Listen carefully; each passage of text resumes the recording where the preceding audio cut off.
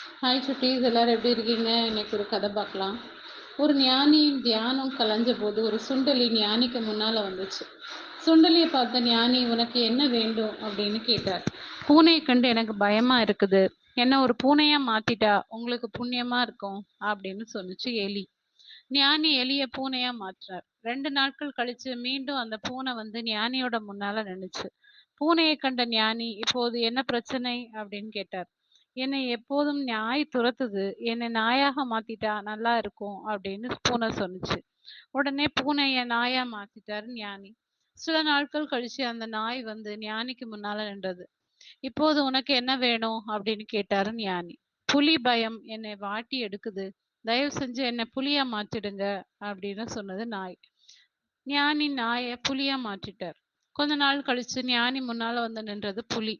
இந்த காட்டுல வேடன் என்ன வேட்டையாட வர்றான். தயவு செய்து என்ன வேடனா மாத்திருங்க அப்படின்னு சொன்னது புலி. உடனே புலிய வேடனா மாத்தினார் ஞானி. கொஞ்ச நாள் கழிச்சு வேடன் ஞானி முன்னால வந்து நின்னான். இப்போ உனக்கு என்ன வேணும் அப்படின்னு கேட்டாரு ஞானி. எனக்கு மனிதர்களை கண்டாலே பயமா இருக்கு அப்படின்னு சொல்ல ஆரம்பித்தான்.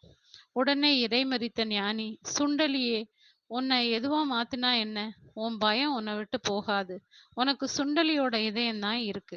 நீ சுண்டலியா இருக்கத்தான் லாய்க்கு அப்படின்னு சொல்லிட்டு அந்த ஞானி, ஆகையால் உன்னை உள்ளத்துல நம்பிக்கையும் அச்சமற்ற தன்மையும் இல்லாதவர நாம எதையும் அடையவோ சாதிக்கவோ முடியாது. உங்களை பற்றி நீங்க எப்படிதான் எண்ணுறீங்களோ அப்படிதான் ஆவீங்க. நீங்களே உங்களை தாழ்த்தி கொள்ளாதீங்க. உங்களுடைய எண்ணங்கள் செயலற்று போனா அச்சம், சோர்வு போன்றவை உடலை கூணாக்கி உள்ளத்தை மண்ணாக்கிடும். ஓகே சுட்டீஸ், இந்த கதை பிடிச்சிருந்தா லைக் பண்ணுங்க, சப்ஸ்கிரைப் பண்ணுங்க, ஃப்ரெண்ட்ஸ் அண்ட் ஃபேமிலிக்கு ஷேர் பண்ணுங்க. கூடவே இந்த பெல் ஐக்கானையும் கிளிக் பண்ண மறக்காதீங்க. பாய்.